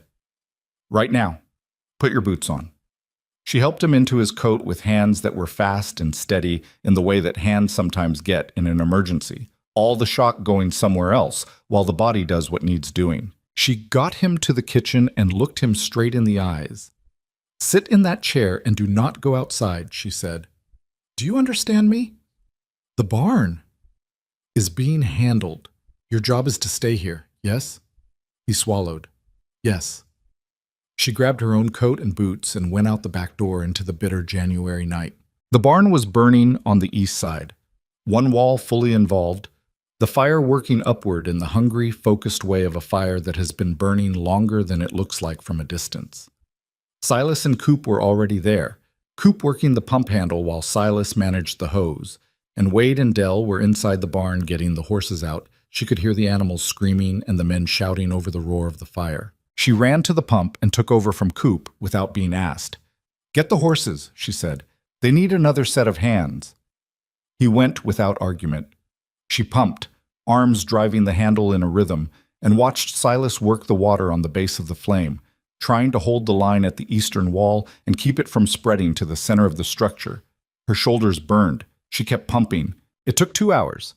By the time they got it down to smoldering, the eastern wall was a loss and part of the roof had come in, but the structure was standing and the horses were out and none of the animals were dead. Her arms felt like rubber and her face was raw from the cold and the heat cycling back and forth, and her coat smelled like smoke so heavily she thought she might never get it out. She sat on a fence rail in the gray pre-dawn and breathed. Silas came and stood near her, not right beside her, a few feet away, looking at what was left of the eastern wall. His face in the gray light was very still. He was doing the things she'd seen him do before, shutting down from the inside out, pulling everything back behind the wall. How'd it start? Hatch asked. The old man had materialized from the bunkhouse during the second hour and done what needed doing without being directed, which was Hatch's way. Don't know yet. Silas's voice was flat. East wall. It was... He stopped, looked at the burned section with focused attention. There was no lantern on that side. The silence that followed had weight. Someone would need to check what's left, Nora said quietly. In the morning. Silas turned away from the barn. Everyone get some sleep. She watched him go inside and she saw it, the slight change in how he carried himself, heavier at the shoulders, the particular posture of a man taking something on that he intends to carry alone. She knew that posture. She'd been watching it for weeks. What she did not know yet, what she couldn't have known standing in the cold gray morning with smoke in her hair and ash on her coat, was that the next weeks would test everything she'd built here, every small piece of trust she'd earned, every careful distance she'd crossed. That Silas Mercer, faced with something he couldn't control, would do the thing he knew how to do: turn inward, shut down, push away the thing that had gotten closest, and that she, faced with being pushed, would have to decide, again, as she'd decided once before on a train in Virginia, whether she was going to run or whether she was going to stay and fight for something that was hers. She looked at the smoking ruin of the eastern wall, and at the house where Eli was waiting, and at the sky going pale at the edges with the coming dawn. She was not running. She had not come this far to run. But she understood now, standing in the cold ash smell of a January morning, that the hardest fights were not always with men like Victor Hale. Sometimes the hardest fight was with a man who was trying to protect himself by dismantling the one thing that had started to matter. She went inside to make coffee. The coffee was ready before Eli came downstairs. He appeared in the kitchen doorway in his nightclothes and boots. The carved horse clutched in one hand, his hair pressed flat on one side from his pillow. He looked at her face, ash-streaked, smoke-raw, exhausted, and didn't say anything for a moment. Just looked. "Is everyone okay?" he asked. "Everyone's okay," she said. "The horses are out. Nobody got hurt." He came and sat at the table, still holding the carved horse.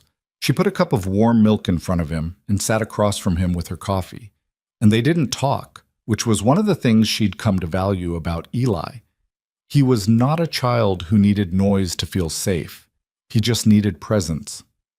She gave him presence and drank her coffee and let the silence be what it was. After a while, he said, "Papa's going to be angry." "He's already angry," she said. "That's different from wrong." Eli turned the carved horse over in his hands. "When Mama died, he got angry for a long time. At everything. At the fence posts and the weather and the horses." A pause. "Not at me, but I could feel it." She looked at him carefully. "Are you worried about that happening again?" He thought about it with the slow honesty of a child who took questions seriously. "A little," he said, "but..." Another pause. "You're here now. That's different." She didn't have a clean answer to that. She wanted to tell him it would be fine, that she'd make sure of it, that this particular kind of certainty was something she could offer him. But she'd made herself a rule early on about not promising children things she wasn't sure she could deliver, because children remembered promises with an exactness that adults usually underestimated. "I'm not going anywhere," she said, which was what she was actually sure of. He nodded and drank his milk. Silas spent the next 3 days inside the ruin of the east wall, going through what was left. She gave him room. She kept the house running, kept Eli steady, kept the ranch hands fed and working, and she waited. She was good at waiting. She'd had a lot of practice, but she watched the set of his shoulders each evening when he came in and understood that whatever he was finding in those burned boards, it was not making things easier. On the fourth morning, he told her what he'd found. He came in from the barn and set something on the kitchen table, a short length of scorched metal, cylindrical, the kind of thing you'd carry in a coat pocket. An oil flask. Empty, burned clean, the kind of container that had no business in the section of the barn where it was found, because there was no lantern and no lamp on that side of the structure. She looked at it for a long time. "Someone said it," she said. "Yes." "Hale, can't prove it." His voice was controlled in the deliberate way of a man containing something that wants to move. His men were in Conifer the night it started. That's what people will say. That's what he'll say. No witnesses. No proof beyond that. He picked the flask up and set it down again. "But yes, Hale." She sat with it. The shape of it, the full ugliness, that a man had ridden out to Stone Ridge Ranch on a January night and put fire to their barn, had stood in the cold and done it deliberately and ridden away and slept in a warm bed while they pumped water through freezing hands until dawn. Something moved through her that she recognized as rage, clean and specific, and she let herself feel it fully for one moment before she set it aside, because rage was useful in small doses and corrosive in large ones, and she had work to do. "What are our options?" she said. He looked at her. The containment in his face cracked slightly, not breaking, just showing the pressure underneath. "I don't know that we have many. We have more than it feels like right now. Nora." He said her name the way people say names when they're tired of being argued with, and aren't ready yet to admit the argument is right. The barn repair is going to cost what we don't have. Hale knows that. He set the fire to put us in exactly this position, and He stopped. His jaw worked. I should have been more careful. I should have had someone watching. You couldn't have known. I should have known. He pushed back from the table and stood. I knew what he was. I knew what he was willing to do, and I didn't. He stopped again, moved to the window, stood with his back to her. Clara died because I didn't take care of something I should have. The fever spread through the area, and I thought it would miss us because I wanted to think that. I didn't get the doctor soon enough. And now this. The kitchen was very quiet. She hadn't known that. Not the full shape of it. Not the blame he'd been carrying since Clara died. She sat with it for a moment because it deserved a moment.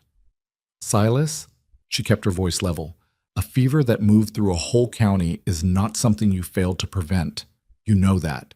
I know what I know, he said, which was the answer of a man who had decided on a version of events and lived inside it long enough that logic wasn't the right tool to reach him. And the fire? You didn't set it. A man who wants your land set it. Those are different things. He turned from the window. His face was doing what it did when the wall was fully up. Closed, controlled.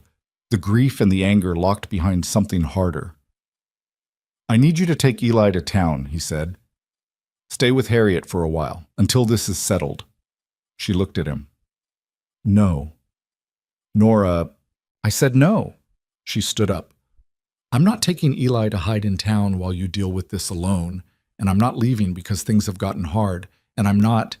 Silas, I am your wife. I am not a thing you put somewhere safe when the situation is difficult. You could get hurt. The control slipped slightly. He already burned the barn. If he decides to come after the house or the family directly, you need more people here, not fewer. She held his gaze. I understand you're scared. I understand you've lost things before and you don't want to lose anything else. But pushing me away is not protecting me. It's just you being alone again, which is exactly what Hale wants. A man alone and on the defensive loses. You know that. The silence that followed was long enough that she wasn't sure which way it was going to break. He stood by the window and looked at her with an expression that was fighting itself. The grief and the need pulling one direction and the habit of solitude pulling the other. I don't know how to do this differently, he said finally. It came out stripped of the control he usually maintained, just the plain fact of it. I know, she said. That's why I'm here. He looked at her for another long moment. Then he sat back down at the table. He didn't say anything else, but he sat down, which was enough. The solution to the barn came from Harriet Hanley, which Nora should have expected because Harriet Hanley was the kind of woman who had solutions and was waiting to be asked. Nora rode into town 2 days later, alone, and sat across from Harriet in the back of the general store where the woman kept a small office that looked like a tornado had organized it. Papers everywhere, but apparently in some system only Harriet understood, because she could locate anything in under 30 seconds. She told Harriet the situation, all of it, the fire, the oil flask, the barn repair costs, the financial margin they were already working inside, and Victor Hale's pattern of manufactured crises designed to make ranchers feel like they were out of options. Harriet listened without interrupting, which was one of her better qualities. The barn, she said when Nora finished. How much of the structure is standing? 3 walls solid. East wall needs full replacement, part of the roof. The frame is intact. Harriet thought. There's a barn-raising tradition in this county that hasn't been used in about 4 years, since the Kellerman family lost their structure. The community comes together. The materials are bought on cooperative credit through the Merchants Association, which I chair, and the labor is donated. She looked at Nora. Silas never asked for it because Silas never asks for anything. He won't like asking now, Nora said. He doesn't have to ask. You do. Harriet's eyes were direct and practical. That's not weakness, that's arithmetic. The barn gets rebuilt faster, at lower cost, and every family that participates has a stake in Stone Ridge staying Stone Ridge. Victor Hale finds it harder to move against a ranch that the whole community has just invested in. Nora sat with that. The elegance of it. Practical and social at once. The solution hiding in plain sight. He'll see what we're doing. Of course he will. That's rather the point. She rode home with the framework of a plan, and the specific, careful satisfaction of someone who had found the edge of a problem and begun to see around it. Silas listened to this barn-raising proposal that evening with the expression of a man being told something that made sense and conflicted with his instincts in equal measure. "People will talk," he said. "People are already talking," she said. "Let them talk about the barn-raising. It looks like charity. It looks like community, which is what it is." She paused. "Harriet said the Kellermans didn't lose anything by accepting it. They're still running." He was quiet for a moment. "It should have been me thinking of this. It was me thinking of it. That shouldn't bother you." He looked at her across the table. "It doesn't bother me," he said slowly, like he was confirming it to himself. "That's what's strange." She didn't say anything to that, but something shifted slightly in the room.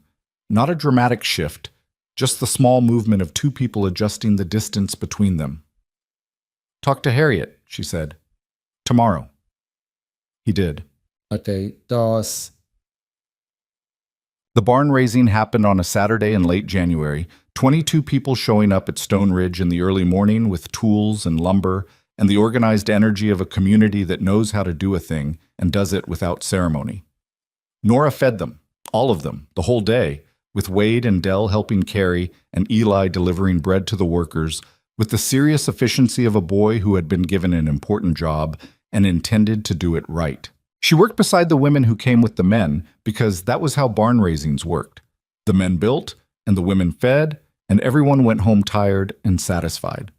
Beverly Croft was there, notably, and kept her particular smile at a lower wattage than usual, possibly because the barn raising was not a situation that rewarded open hostility toward the woman running it. The two women from the general store, the ones who had said any port in a storm, were also there. One of them, a Mrs. Aldrich, came to Nora mid-morning and said without preamble, "That's good cornbread," which was not an apology but was adjacent to one, in the way that small-town gestures toward reconciliation often are. "Thank you," Nora said, and handed her another piece. By end of day, the east wall was framed and half-boarded, and the roofline was staked. Silas stood at the edge of the yard as the families loaded up their wagons to go home, shaking hands, saying the words he needed to say in the particular way of a man who found gratitude difficult, but was doing it anyway because it was right. She watched him from the porch and thought about what Hatch had said. He built this whole place around her being in it, and thought about how you rebuild something that was built for one person when the situation has changed. You rebuild it differently. Not worse, just differently, for what it is now. Coop came and stood beside her on the porch. The first time he'd voluntarily positioned himself at her shoulder for something other than work. "Good thinking," he said, looking at the half-built wall. "The barn raising." "Harriet's thinking," she said. "Harriet had the idea. You're the one who went and got it." He was quiet for a moment. Silas wasn't going to ask. No. Someone needed to. Yes. He nodded once, the way he nodded when he'd decided something, and went to help put tools away. She understood that this was, from Coop, the equivalent of a formal declaration of alliance. She took it as it was given and felt the accumulated weight of the past weeks shift slightly, not lifting, but redistributing, spreading across more points of support. She found the connection to Hale's other dealings on a Wednesday afternoon, in the county land records office, where she had no particular standing to be, but where the clerk, a young man named Obadiah, who was bored enough with his work that an interested visitor was genuinely welcome, let her look through the public filings while she explained she was researching the region's land history. She was looking for the pattern. She'd been thinking about it since the falsified survey, about a man who operated through manufactured paperwork and legal ambiguity, who built his acquisitions on other people's inability to verify documents. She wanted to know how many times he'd done it before. She wanted to know the shape of his method. She found 4 other properties in Conifer County that had transferred to Hale's various company names in the past 7 years, and in 3 of those 4 cases, the transfer had followed either a legal dispute or a financial crisis. 2 of the previous owners were still in the county. She wrote down their names and thanked Obadiah and rode home in the late afternoon cold with the list in her coat pocket and a cleaner picture in her head. She found Silas in the newly framed barn, running his hand along the new timber, checking joints with the focused physical attention of a man who needed to know with his hands. She stood at the barn door and let him finish what he was doing. I found something in the county records, she said when he came over. She laid it out for him. The 4 properties, the pattern, the 2 former owners still in the county. He listened the way he'd been learning to listen, not waiting for the gap to refill with his own response, but actually tracking what she said. Whitfield, he said when she mentioned the first name. Tom Whitfield. He's over on the Umber Creek Road. Had a good cattle operation, lost it in a water rights dispute 4 years ago. Hale's dispute. Yes, he thought. And the Donahue family. They're in town now. Frank Donahue drives the supply wagon. If they're willing to talk about what happened, willing to put it on record, the pattern across multiple properties makes the falsified survey more than an isolated incident. It becomes a method, a documented method. She looked at him steadily. That's something a county sheriff or a federal land office could act on. Silas was quiet for a long moment. You want me to talk to Tom Whitfield? I want us to talk to Tom Whitfield and Frank Donahue. She held his gaze. I know it's asking them to stand up against someone who already took things from them. I know that's not a small ask, but they might be willing if they understand what it means. He looked at her for a moment, the long, clear look that he gave things when he was seeing them without the defensive equipment he usually kept in place. You've been working on this, he said, this whole time. Since the first visit, she said. When he rode up the drive and I saw how he looked at this place, she paused. Some men look at a thing and see what it is. Some look at it and only see what they could get for it. He's the second kind. Silas nodded slowly. I'll ride to Whitfield's tomorrow. We'll ride, she said. He looked at her. Something in his face had changed in the past weeks. Not that the wall was gone, but that he'd started leaving a door in it, a space where she could come and go without the whole structure having to shift. It was imperfect and incomplete, and it was, she thought, about as much as she could have reasonably hoped for from a man who'd been building that wall for 2 years. We'll ride, he said. Tom Whitfield was a leathered man of about 50 who took a long time opening his door and a longer time deciding to trust them, which was reasonable given what Hale had already taken from him. He listened to Nora explain what she'd found in the county records with the careful attention of someone hearing an account of their own wound from a new angle. When she finished, he was quiet for almost a full minute. You found the instrument discrepancy, he said, on the survey. Yes, I knew something was wrong with it. His voice had a thin, old anger in it. I knew it, but I didn't know what, and by the time I could have had it looked at, the legal costs were already more than I could carry. He looked at Silas. He knew that. He knew exactly how long to drag it out so a man runs out of money to fight. Would you be willing to put that on record? Nora asked. What happened? The survey, the timeline, the costs. If it's documented alongside the same pattern in other cases, there's something to bring to the federal land office. Whitfield looked at her directly for the first time. He had the kind of eyes that had seen enough to be difficult to read, but she held his gaze without backing off, and after a moment he nodded once, the slow, final nod of a man who has decided. Yes, he said. I'll put it on record. Frank Donahue, whom they found that same afternoon, was angrier and took less convincing. He'd been angrier for 4 years, she could see. It had nowhere to go and had turned into something slightly corrosive, the anger of a man who had accepted that justice was not coming and had stopped expecting it. When she laid out what she was building, the documentation, the pattern, the federal angle, he looked at her with the slightly stunned expression of someone who'd been told a door they thought was sealed might still open. What are the odds, he said, that this actually goes anywhere? She thought about giving him an optimistic answer and decided against it. I don't know, she said, but I know that the alternative is Hale continues as he has, and eventually he'll find another family in the position yours was in, or the Whitfields were in, or we're in right now. She paused.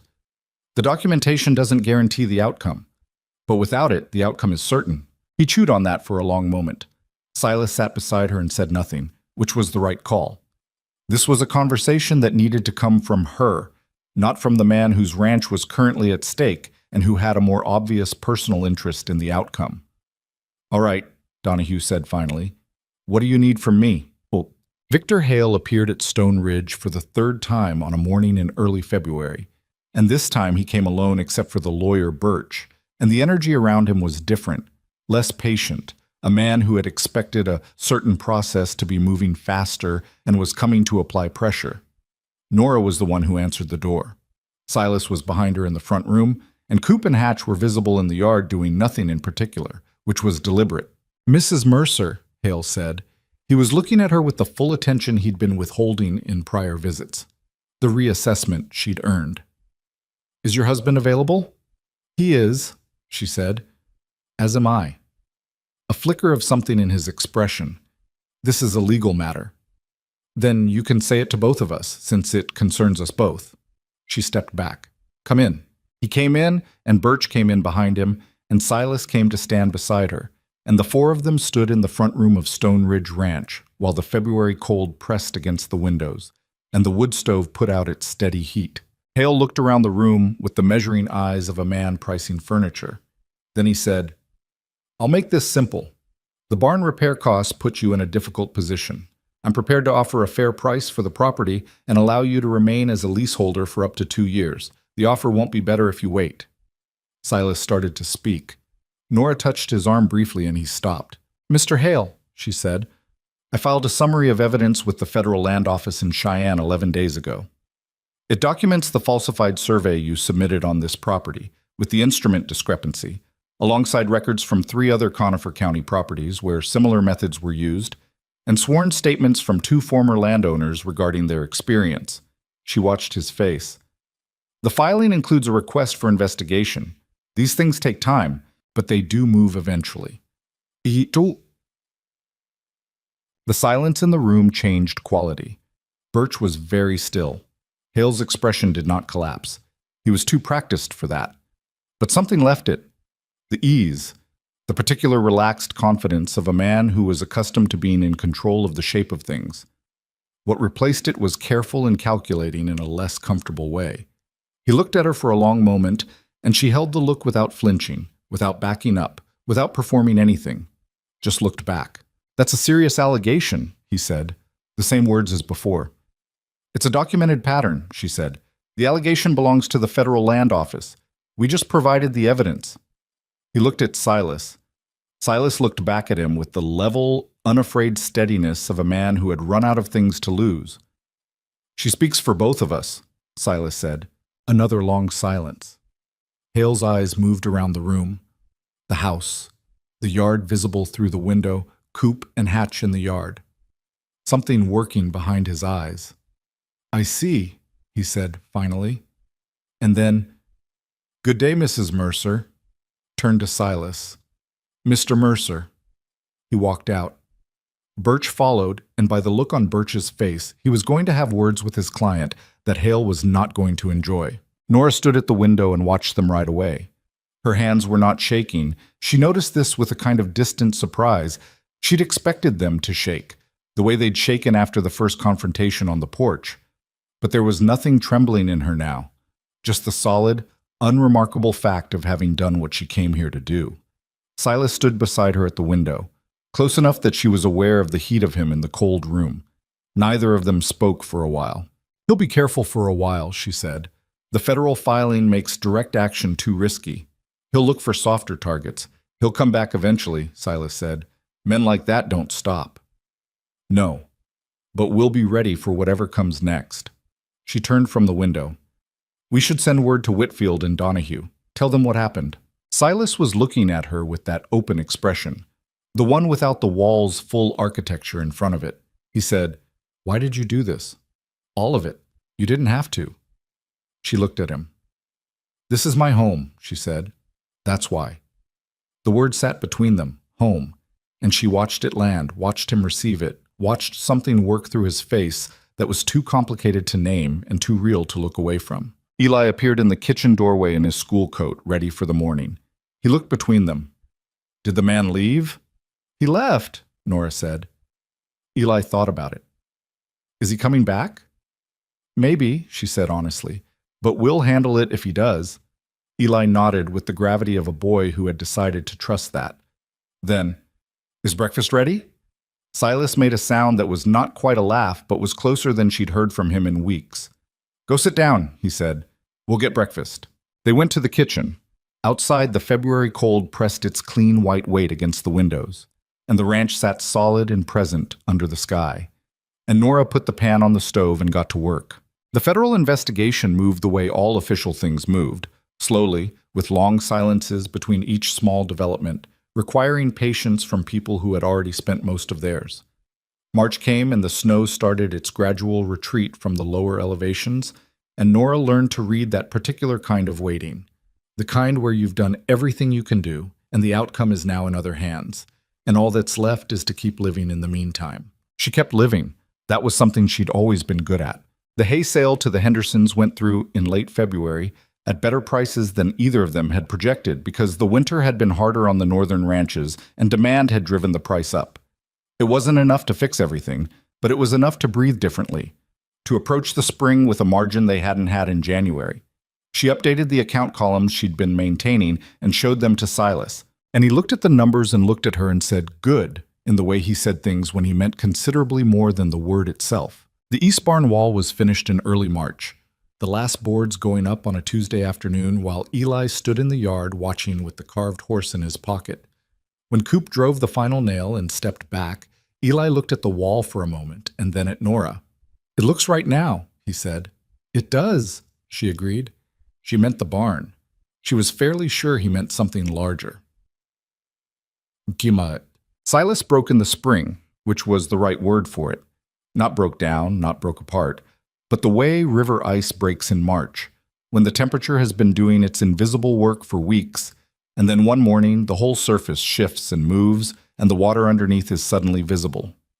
It happened on a Sunday evening when Eli was asleep, and the house was quiet with the specific quiet that comes after a long day of physical work, when the body is tired enough that the mind loses its normal defenses. They were sitting at the kitchen table, the account papers between them, the lamp burning low. She'd been going through the numbers for the spring cattle plan, and he'd been there, present in the way he'd gotten used to being present, contributing, following her logic, adding the things she didn't know about the land and the herd. The conversation had wound down naturally, and they'd been sitting in the comfortable silence that had replaced the careful silence of earlier months. He said, without looking up from the table, "I don't know how to do this right." She looked at him. "Clara and I—" He stopped, started again, with the careful pace of a man saying something for the first time that he's been not saying for a long time. "We knew each other since we were children. I never had to learn her. She was already there. And when she wasn't anymore, I didn't know how to—" His hand rested flat on the table. "I built everything for a life that wasn't coming back, and I couldn't figure out how to want anything different." She waited. "You came and you—" He looked up. His face was open in the way she'd seen in flashes, but never held this long. "You didn't ask me to be different. You just worked with what was here, and I didn't know how to let that be what it was." "What is it?" she asked quietly. He looked at her for a long moment. The lamp put a warm, unsteady light across the table, and outside the March wind moved around the house with the searching quality of early spring, and she could hear the horses in the rebuilt barn and Eli's small, steady breathing through the wall. "Something I want," he said, "that I didn't expect to want again." She looked at him, not the careful look, not the measured one, just directly, with the fullness of what she actually felt, which she had been keeping at a responsible distance for months, because she had not known, had genuinely not known, whether what she was building here was real or was just the outline of real, the shape of a life without the actual substance. She said, "I'm not Clara. I know that. I'm not going to be her. I'm not going to fit into the space she was in." She said it clearly, without apology. "I'm something different. Whatever we build here is going to look different than what you had before." "I know that too," he said. "I think—" He paused. "I think that might be all right." It was not a declaration. It was not romantic in any of the ways she'd have been told romance was supposed to work. It was a man with a wall around himself admitting that the wall had a door in it, and he was choosing to leave it open, and to Nora Whitmore, who had spent 28 years being practical about what she was worth and careful about what she let herself need, it was more than enough. She reached across the table and put her hand over his. He turned his hand over and held hers, and neither of them said anything else. And the lamp burned on, and outside the Wyoming night did what Wyoming nights did, large and cold and indifferent to the small human warmth inside the house, which made that warmth feel more, rather than less, significant. The letter from the Federal Land Office came on a Wednesday in April, when the last of the snow was gone from the lower pastures and the first green was showing in the south field. The postmaster's boy brought it out to the ranch in the morning, and Nora took it from him and stood on the porch and opened it. She read it twice. Then she went inside and found Silas at the kitchen table eating his breakfast, and she put the letter in front of him. He read it. His expression did its internal negotiation, the way it did when something significant was happening, and he was processing it faster than he was showing it. The Federal Land Office had completed its preliminary review of the evidence submitted. It had found sufficient grounds to open a formal investigation into Victor Hale's land acquisition practices in Conifer County, with particular attention to the preparation and submission of fraudulent survey documents. Hale had been formally notified. All pending legal claims against properties in the county connected to Hale's companies were suspended pending the investigation's completion. It was not a verdict. It was not a guarantee. The letter was careful to make clear that the investigation's outcome was not predetermined and could take a year or more to resolve. But it was official, it was documented, and Victor Hale now had a federal investigation into his business practices where before he had had none. Silas set the letter down. He looked at it on the table for a moment. Then he looked at her. "You did this," he said. "We did this," she said. "Whitfield and Donahue did this. Harriet did this." She sat down across from him. "You did this by not selling when it would have been easier." He was quiet for a moment. "I thought about it," he said. "After the fire. I thought about taking his offer." She knew. She'd seen it in him. The moment of exhaustion when the easiest path looks like the only path. She hadn't said anything then because it wasn't her moment to manage. It was his. "But you didn't," she said. "You wouldn't let me," he said. And there was something in his voice she hadn't heard before. Not quite lightness, but adjacent to it, like a man remembering how to have a sense of humor about his own stubbornness. "I didn't let you do anything," she said. "I argued with you. You made the choice." He looked at her. "Yes," he said. "I did." She got up and poured coffee, and they sat with the letter on the table between them. And outside, the April morning was doing what April mornings do in Wyoming, going back and forth between winter and spring, not quite deciding, the sky running through 3 kinds of light in an hour. Eli came downstairs in his school clothes and saw them at the table and saw the letter, and came close enough to read the official letterhead. "Is it good?" he asked. "It's good," Silas said. Eli absorbed this for a moment. Then, "Can I have biscuits?" Nora laughed. A real laugh, sudden and uncomplicated. It startled all 3 of them slightly, the way genuine laughter does when it's been a while. "Yes," she said. "You can have biscuits, Aunt." She rode into Conifer that afternoon. Not for anything specific.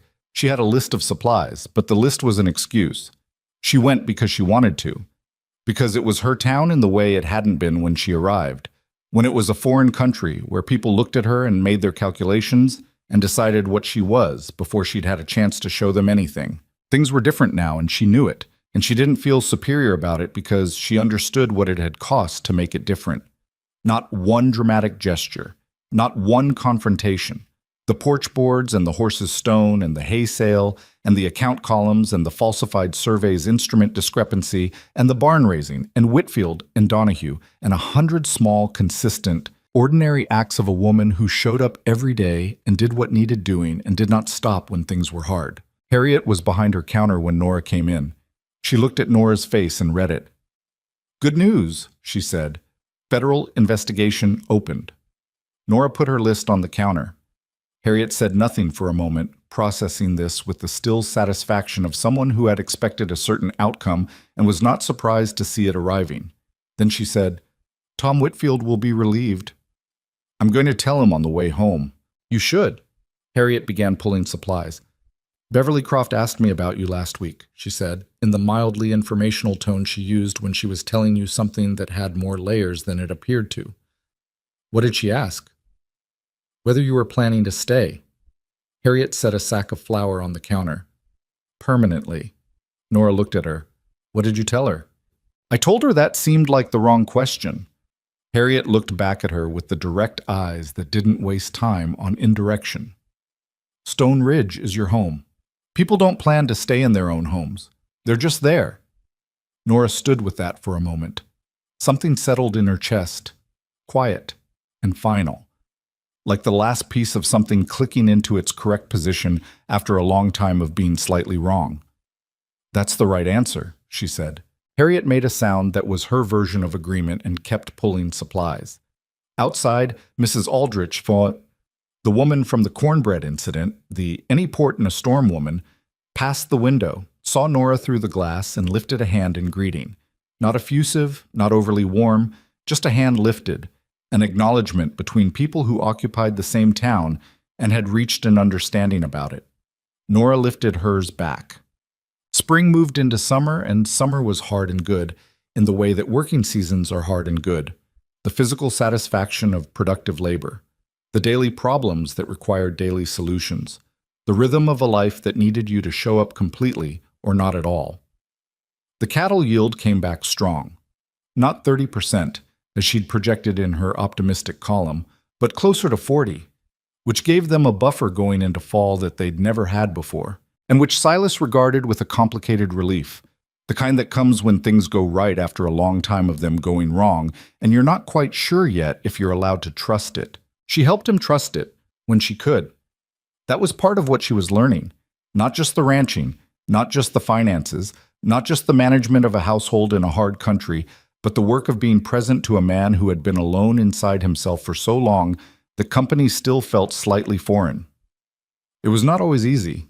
He was still capable of going quiet in a way that shut out everything around him, still capable of retreating when he was overwhelmed in ways he couldn't articulate.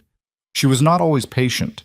She pushed sometimes when she should have waited, and waited sometimes when she should have pushed, and they had arguments, real ones, not the careful disagreements of people still performing civility, but the blunt, sometimes ugly arguments of people who had let each other close enough for friction to be real. One of them, in July, was bad enough that she went out to sit on the porch in the dark for an hour, because she needed to be somewhere that wasn't the same room as him.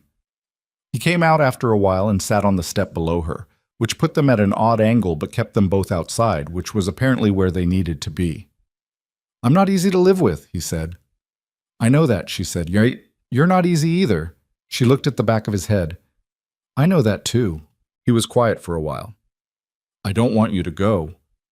"I'm not going," she said. "I'm sitting on the porch." "I mean," he stopped, started again. "I mean, ever. I don't want you to go ever." He turned slightly, enough that she could see the side of his face. I should have said that before now. She thought about 28 years of being invisible, about the form her sisters filled out as a joke, about the train platform in Conifer and the first look he'd given her, and the particular courage it had taken to hold her chin level through that assessment, about porch boards and bean soup and a small carved figure on a windowsill and the weight of a child asleep against her arm. "You're saying it now," she said. He turned fully and looked at her in the dark. "I love you," he said. Plainly, without preparation, the way he said things when he'd decided to say them and saw no point in elaborate construction. "I didn't know how to say that or whether I had the right to, but that's what it is." She looked at him for a moment. "I love you too," she said. "I've been trying to be practical about it for months." Something crossed his face that she realized, with a slight start, was the closest she had ever seen him come to genuine amusement. "Were you successful?" "Not especially," she admitted. He reached up and took her hand where it rested on the porch rail, and she let him, and they sat there in the Wyoming summer dark with the ranch quiet around them and the stars doing what Wyoming stars do, filling the sky completely, too many to make sense of, the kind of sight that makes you feel small and present in equal measure. The federal investigation into Victor Hale's land practices concluded the following January, 14 months after Nora had filed the initial evidence summary, with findings that resulted in the invalidation of 2 of his fraudulent surveys, substantial financial penalties, and the permanent revocation of his ability to conduct land transactions in 3 Wyoming counties, including Conifer. Whitfield and Donahue received official documentation clearing the record of their former properties' transfers, though the properties themselves were not returned. That was a limitation of what the law could actually do, and Nora had been honest with both men about that from the beginning. Tom Whitfield came to Stone Ridge the week the news came out. He was not a demonstrative man. He and Silas were alike in that. But he sat at the kitchen table and drank coffee and said to Nora directly, "What you built out of those records, what you did with it." He stopped. "I'd given up on that kind of thing being possible." "I almost did too," she said, "but you didn't." "No." She refilled his cup. "I was angry enough not to." He nodded like that made complete sense, which it did, and drank his coffee. Hale left Conifer County shortly after the findings were published. She didn't know where he went, and she didn't spend time thinking about it. Men like Victor Hale found other places to operate in. The investigation had constrained him here, in this county, and that would have to be enough, because she had a ranch to run, and she couldn't spend her life following a man's retreat. What mattered was Stone Ridge. What mattered was the stack of accounts on the kitchen table showing a ranch in its best financial position in 4 years. What mattered was Eli at 8 years old, taller and less grave than he'd been at 6, still carrying carved figures in his pockets, but now making them for other people too. A horse for Hatch, a dog for Wade, a small bird he gave to Nora one morning without explanation, and which joined the figure of herself on the windowsill above the kitchen sink.